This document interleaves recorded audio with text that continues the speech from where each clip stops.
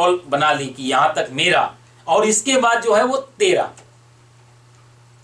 मैं और मोर तोड़ते माया, गोस्वामी तुलसीदास जी कहते हैं ये माया का यही अर्थ है कि जहां पर मैं और मेरा होता है और ये तेरा होता है, यहीं से माया शुरू होती है। जब ये तीन चीजें गिर जाएं और तीन ना भी गिरे, एक ही गिर जाए, सिर्फ मैं ही गिर जाए, मैं ही खत्म हो जाए, तो भी माया का असर खत्म हो जाता है। एक महात्मा जी थे, उसके पास कोई भी आता था, चेला बना लो, चेला बना लो, तो बोलते थे चेला बनाएंगे पहले मर जाओ। अरे महाराज मर जाओ। अब संतों महात्माओं की बात को कोई जल्दी से समझता नहीं है। वो आदमी फिर थोड़े दिन बाद आया, महाराज जी चेला, बोला तो अभी तक जिंदा है, मरा नहीं। तो वो आदमी बेचारा बड़े सा परेशान होता था कि मर जाऊं, कैसे मर जाऊं, मर ही गया तो चेला किसको बनाएंगे। फिर थोड़े दिन बाद आया, बोला मरा नहीं। एक दिन आया और महात्मा जी ने दरवाजा खोला और दरवाजा खोलते ही कुछ बोले नहीं और सीधा वहीं जाके गिर गया और मर गया बेचारा, आंख बंद करके लेट गया। उसने बोला कुछ बोलूंगा ही नहीं, इसी का मतलब महात्मा जी शायद मरना बोल रहे होंगे। महात्मा जी ने इधर उधर देखा, आंख भी बंद है, सांस भी रोक ली उसने। तो महात्मा जी ने बोला अच्छा चल मर गया, बहुत अच्छा, लेकिन परसों वाले जो मैंने क्वेश्चन किया था उसका जवाब तो दे दें। तो उस आदमी ने कहा कि जवाब क्या दूं, मैं तो मरा हुआ हूं। महात्मा जी बोले कि इतना भी मुर्दा तो इतना भी नहीं बोलता, चल भाग अपने घर, अभी तू मरा नहीं है। मुर्दे को क्या फर्क पड़ता है किसने क्या पूछा। एक बाबा जी किसी सेठ जी के घर से बाहर गुजर रहे थे और सेठ जी जो हैं बड़े धार्मिक थे और सत्संग करते थे। सत्संगी लोगों की ना भावनाएं थोड़ी अलग हो जाती हैं। हम आप लोग सत्संग करने बैठते हैं घंटे 2 घंटे, तो आप कई बार देखोगे बातों में थोड़ा एक आकर्षण आने लगता है, व्यवहार में एक अलग दिव्य आकर्षण आने लगता है, सत्संगी की पहचान होती है। सेठ जी थे, दुकान भी चलाते थे, सत्संगी बहुत थे, भाषा समझते थे। तो एक महात्मा जी उधर से गुजर रहे थे, महात्मा जी ने बोला सेठ जी से कि कोई कब्र मिलेगी, कोई कब्र मिलेगी, कोई कब्र मिलेगी, मतलब जहां मुर्दों को दबाया जाता है।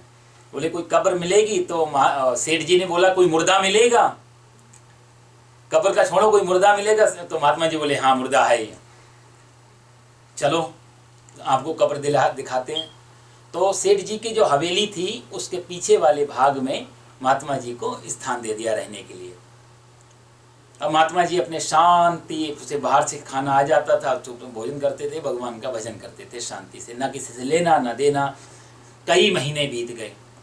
एक दिन महात्मा जी भगवान के भजन में बैठे हुए थे, भगवान का दिव्य चिंतन कर रहे थे, तो उन्होंने देखा कि एक चोर आया और चोर सेठ जी के हवेली में नकब लगा रहा था, दीवार तोड़ रहा था अंदर जाने की।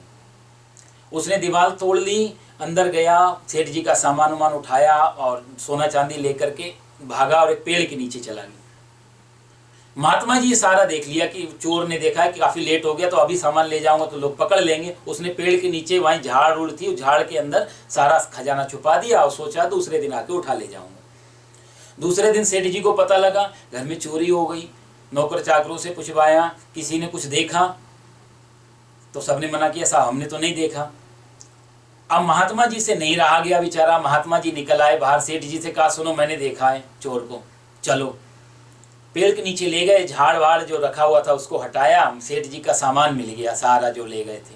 अब वो सामान देखते ही सेठ जी बेचारे जोर से रोने लगे।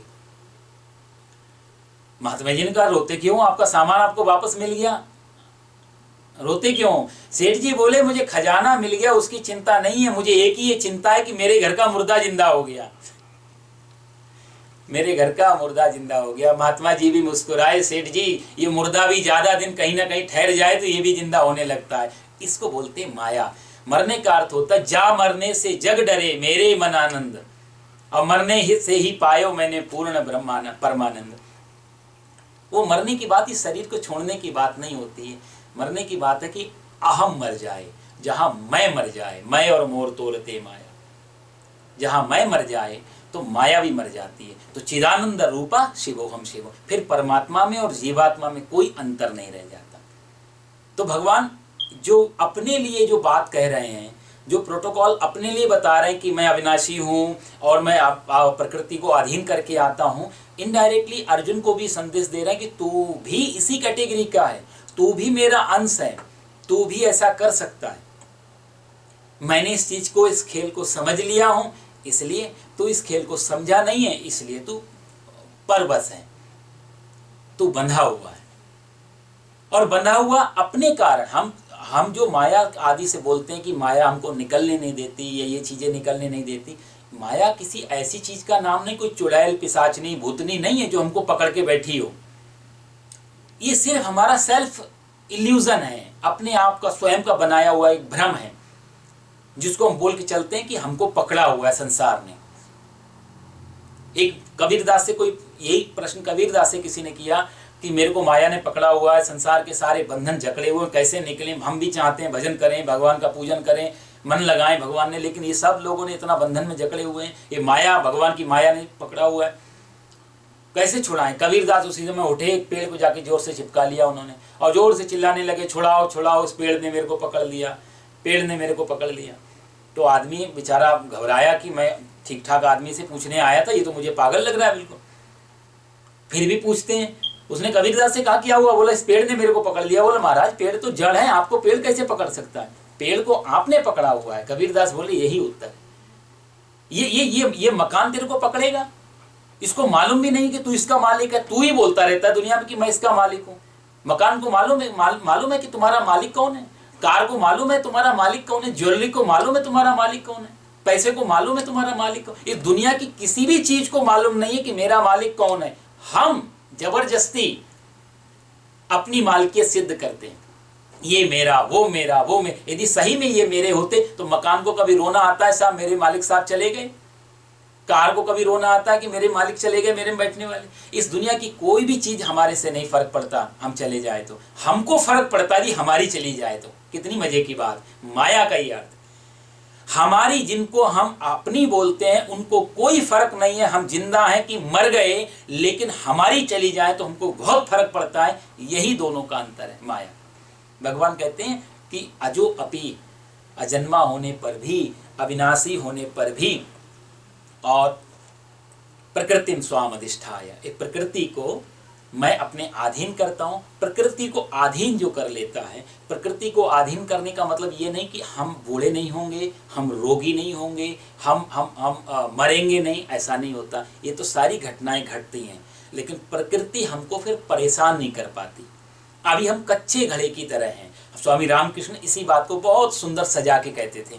घटना लंबी है, उन्होंने किसी संदर्भ में बात कही थी, लेकिन उनका फॉर्मूला जो था वो कहते थे कच्चा में और पक्का में।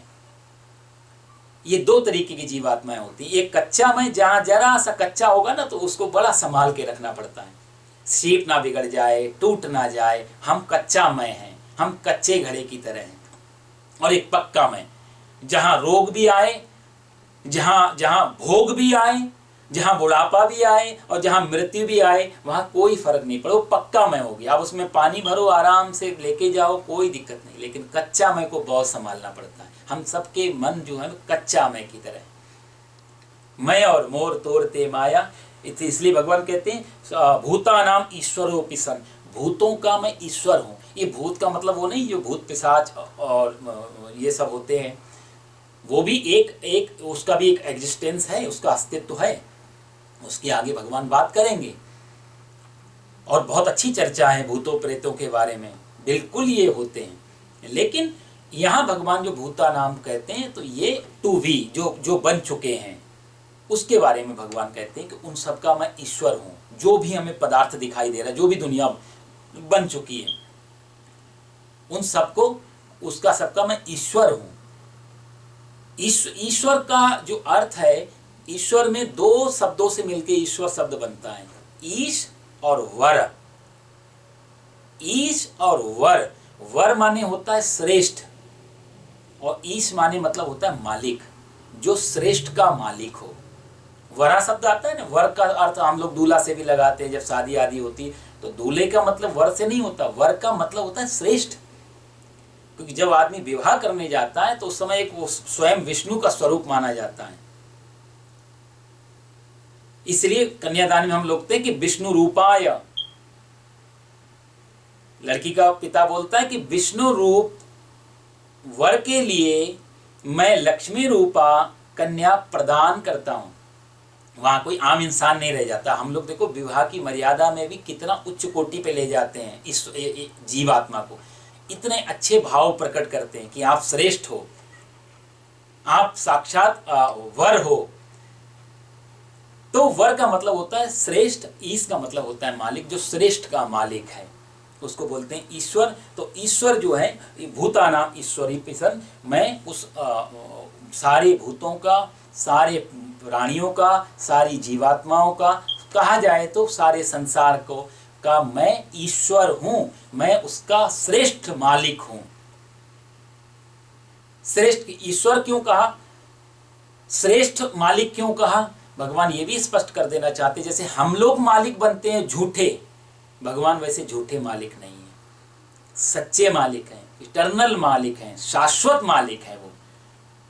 और हम कई बार ऐसे मालिक बनते हैं कि टेम्परेरी, हमारे देखो चीजें भी, यदि हमको कोई चीज मिली है और उससे अच्छी चीज मिल जाए तो हम तत्काल इसको छोड़ देते हैं। हमारी मालकियत भी तो टेम्परेरी होती है। भाई एक घर लिया, एक घर लेकर के थोड़े दिन बाद वो छोटा पड़ गया या समझ में नहीं आया डिजाइन, तो बड़ा घर लेते हैं, तो जो छोटे घर के मालिक तत्काल हम बदल देते हैं बड़े। भगवान ऐसे मालिक नहीं, किसी छोड़ के किसी से हट सके वहां से। अच्छा, भगवान के पास वो पावर भी नहीं है, इस अर्थ में परमात्मा जीवात्मा से छोटा है। ये बहुत समझने वाली बात है कि इंसान के पास तो ये खूबी है कि वो चाहे तो किसी की, चाहे या ना चाहे, पर वो कभी भी किसी चीज को छोड़ सकता है। लेकिन ईश्वर के पास वो ताकत नहीं किसी भी चीज को छोड़ पाए, वो अपने आप से अलग कर पाए, क्योंकि सब ईश्वरमय ही है। तो परमात्मा चाहने पर भी संसार से अलग नहीं हो सकता, और हम चाहे लाख चाहें तो भी संसार से हम सदा जुड़े नहीं रह सकते। परमात्मा चाहे चाहे ना चाहे उसको मालिक रहना ही पड़ेगा, और हम चाहें कितना ही चाहें तो भी हम सदा मालिक नहीं रह सकते किसी चीज के। इस अर्थों में भगवान कहते हैं भूतानाम ईश्वरोऽपि सन्, इसलिए मैं उसका ईश्वर हूं। और प्रकृतिम स्वाम अधिष्ठाय, प्रकृति को अपने अधीन करके संभवामि, मैं आता हूं, मैं प्रकट होता हूं। संभवामि का अर्थ ये नहीं होता कि मैं जन्म लेता हूं, संभवामि का मतलब होता है मैं प्रकट हो जाता हूं स्वयं की इच्छा से। अब देखो एक उदाहरण, एक्चुअल में गीता थोड़ा सा क्योंकि संस्कृत का और थोड़ा वेदांत की जानकारियां हो तो श्लोक सीधा सीधा समझ में आ जाता है, नहीं तो कुछ एग्जाम्पल के सहारे हम और अच्छी तरह से समझ पाते हैं इस चीज को। तो बिना एग्जाम्पल के, बिना उदाहरण के श्लोकों को समझना हम लोगों को मुश्किल हो जाता है, क्योंकि संस्कृत का और वेदांत का ज्ञान हुए बिना गीता को सीधा सीधा समझना बहुत कठिन है। बहुत सारे शब्द ऐसे आते हैं, बहुत सारी व्याख्याएं ऐसी आती हैं, इसलिए उदाहरण की जरूरत बहुत पड़ती है। लेकिन उदाहरण में ही अटकना नहीं है, उदाहरण के बाद जो भगवान का भाव है वो दिमाग में बैठ जाए।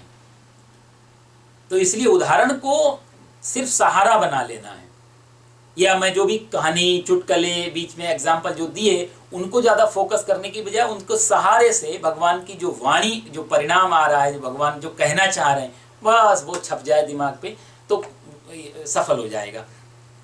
जैसे एक जेल होती है, जेल में 3 पुरुष मान लिया खड़े हैं, 3 लोग हैं। एक तो है वहां का जो कैदी है, जो आरोपी है, जो क्राइम करके अंदर आया है, एक वो व्यक्ति है। दूसरा जेल में है जेलर, वहां का स्टाफ, वहां का एडमिनिस्ट्रेशन जो भी है, वहां का जो मैनेजमेंट है, जेलर हैं और सिपाही हैं, पुलिस हैं, चौकीदार हैं। एक वो हो गया स्टाफ। और तीसरा हो गया हमारा मंत्री, बाहर से जो आया है, जिलाधिकारी आया या कोई मुख्यमंत्री आया या कोई और राजनेता आया। 3 लोग उस जेल में खड़े हुए हैं। अब आप देखो 3 लोगों के पास अलग अलग चीजें हैं, दिखने में तीनों हैं, उसी जेल के भीतर हैं, वही स्थान में जिसको हम जेल बोल रहे हैं, लेकिन तीनों की कंडीशन अलग अलग है। एक अपनी मर्जी से नहीं है जेल में, जिसको हम कैदी बोल रहे हैं, वो दूसरे की मर्जी से धकेला गया है वहां, और जब अपनी मर्जी से आया नहीं है तो अपनी मर्जी से बाहर जा नहीं सकता। ये हमारी हालत हो गई है। हम अपनी मर्जी से इस दुनिया रूपी जेल में नहीं आए, इसलिए अपनी मर्जी से दुनिया रूपी जेल से बाहर नहीं जा सकते। इसलिए धर्म में कहा कि आत्महत्या भी पाप है।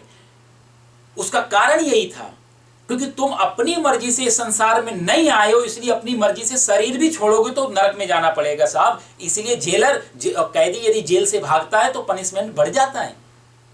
यदि अपनी सजा पूरी कर रहा हो और खत्म ही होने वाली 1 साल में, और 1 साल से पहले मान लिया भाग जाए, तो 10 साल 20 साल पूरी करके भी वो भागेगा, सोचेगा साहब मेरी 1 ही साल बची है, तो दोबारा हियरिंग में उसकी शायद सजा बढ़ जाएगी कि तू भागा क्यों।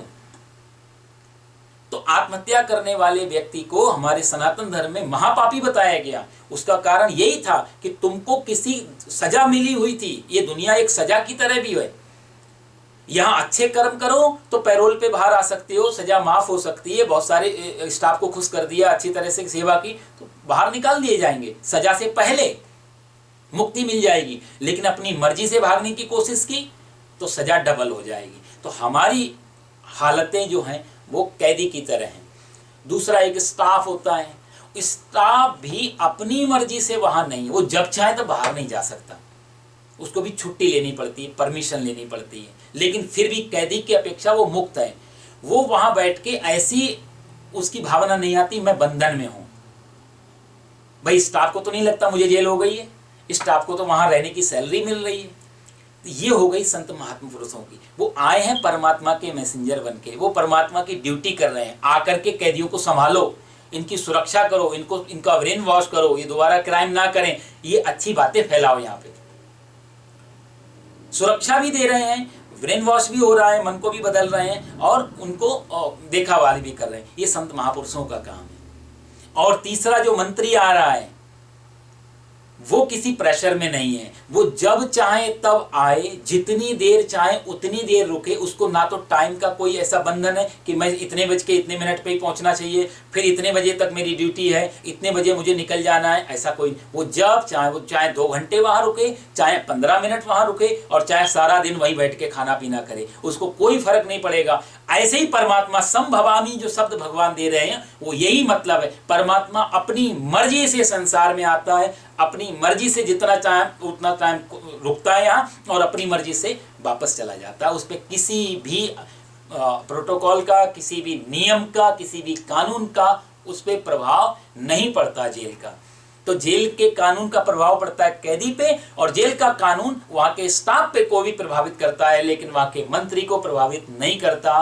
परमात्मा कहता है संभवामी आत्म माया, इस योग माया को अपने अधीन करके मैं संसार में आता हूं और अपनी मर्जी से सारी लीलाएं करता हूं और यहां से चला जाता हूं। और तू भी अर्जुन, इसी अर्थ में भगवान कहते हैं कि तू कैदी मान रहा है अपने आप को, और जब तक कैदी मान रहा है तब तक तेरे ऊपर स्टाफ भी है, तेरे ऊपर मंत्री भी है, तेरे ऊपर सजा भी है और तू बंधन में भी है।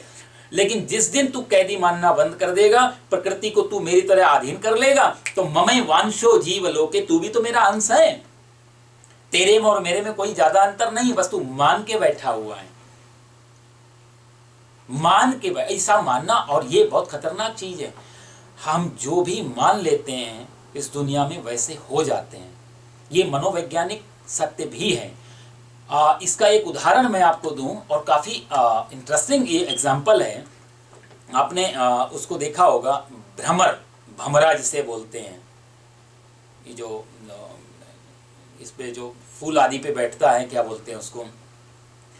तो जो भ्रमर होता है उसका एक नाम और भी है, श्रीमद् भागवत में उसको दिया गया उसका एक नाम, कि वो जो कीड़ा होता है वो कीड़ा किसी दूसरे कीड़े को हिट करता है, मारता है, उसको डंक मारता है, अपने पकड़ के अपनी गुफा में ले जाता है, अपना जहाँ भी पेड़ आदि में रहता है, और वहाँ उसको पतंगे को अपनी चोंच मारेगा, अपना डंक मारेगा जहरीला, फिर चला जाएगा, फिर थोड़ी देर बाद आएगा, फिर से डंक मारेगा, फिर से चला जाएगा।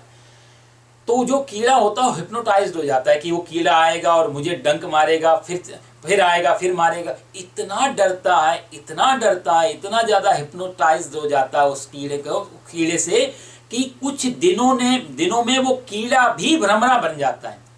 वही साधारण कीड़ा उसका स्वरूप ले लेता है, उसका शरीर बिल्कुल वैसा हो जाता है। श्रीमद् भागवत में दत्तात्रेय भगवान ने उस कीड़े को अपना गुरु बनाया। कि देखो जैसे वो कीड़ा उस कीड़े का चिंतन करते करते करते करते यदि कीड़ा वही कीड़ा बन सकता है, तो ब्रह्मवित् ब्रह्मैव भवति, हम ईश्वर का चिंतन करते करते ईश्वर क्यों नहीं बन सकते? जिसका हम चिंतन करते हैं वही हो जाते हैं। ब्रह्मवित् ब्रह्मैव भवति, वेदांत में कहते हैं ब्रह्म को जानने वाला, ब्रह्म का चिंतन करने वाला, ब्रह्म का स्मरण करने वाला स्वयं भी ब्रह्ममय हो जाता है। चिदानंदमय देह तुम्हारी, श्री रामचरितमानस में गोस्वामी जी कहते हैं कि आपकी देह तो चिदानंदमय है, यदि उनकी चिदानंदमय है तो उनका स्मरण करते हुए हमारा भी शरीर चिदानंदमय हो सकता है। तो कहने का अर्थ ये कि जिसका हम जैसा चिंतन करेंगे, और चिंतन का बहुत बड़ा प्रभाव हमारे शरीर पे पड़ता है, हमारे दिमाग पे पड़ता है, हमारी पूरी की पूरी जो भी ये आत्मा, मन, बुद्धि, अंतःकरण, शरीर सब पे पड़ता है, जैसा चिंतन करेंगे। तो इसलिए भगवान कहते हैं अर्जुन से कि अर्जुन कि मैं अपनी मर्जी से आता हूं और तू भी अपनी मर्जी से यदि प्रकृति को अधीन कर ले, और ये जो 2-3 नियम मैंने बताए कि अजोपि और अव्ययात्मा, भूतानाम अपि, ये सारे के सारे चीजें तू भी फॉलो कर सकता है यदि तू प्रकृति से परे निकल जाए, तू मैं को छोड़ दे, तो तू भी मेरी कैटेगरी में आ सकता है। इसलिए भगवान कहते हैं कि हे अर्जुन, स्व प्रकृतिम स्वाम अधिष्ठाय संभवायात्म माया, ऐसे मैं इस संसार सागर में आता हूं। अगले श्लोक में भगवान 7वां श्लोक, और ये बहुत ही प्रसिद्ध श्लोक है गीता का, आप लोगों ने कई बार इसको सुना होगा, और कुछ मैंने आपको कहा कि जैसे गीता में बहुत श्लोक ऐसे आएंगे जो बहुत ही प्रचलित हुए, बहुत फेमस हुए और बहुत ही अच्छे श्लोक माने जाते। गीता का सार उन श्लोकों में आ जाता है, तो उन्हीं में से ये श्लोक है 7 नंबर का। यदा यदा हि धर्मस्य ग्लानिर्भवति भारत अभ्युत्थानमधर्मस्य तदात्मानं सृजाम्यहम्। यदा यदा हि धर्मस्य ग्लानिर्भवति भारत अभ्युत्थानमधर्मस्य तदात्मानं सृजाम्यहम्। और इसी कड़ी में ये 8वां श्लोक भी इसी के साथ जुड़ा हुआ है। परित्राणाय साधूनां विनाशाय च दुष्कृतां धर्म संस्थापनार्थाय संभवामि युगे युगे। परित्राणाय साधूनां विनाशाय च दुष्कृतां धर्म संस्थापनार्थाय संभवामि युगे युगे। भगवान कहते हैं, हे भरतवंशी अर्जुन, यदा यदा ही, जब जब धर्मस्य ग्लानिर, धर्म की ग्लानि मतलब हानि होती है,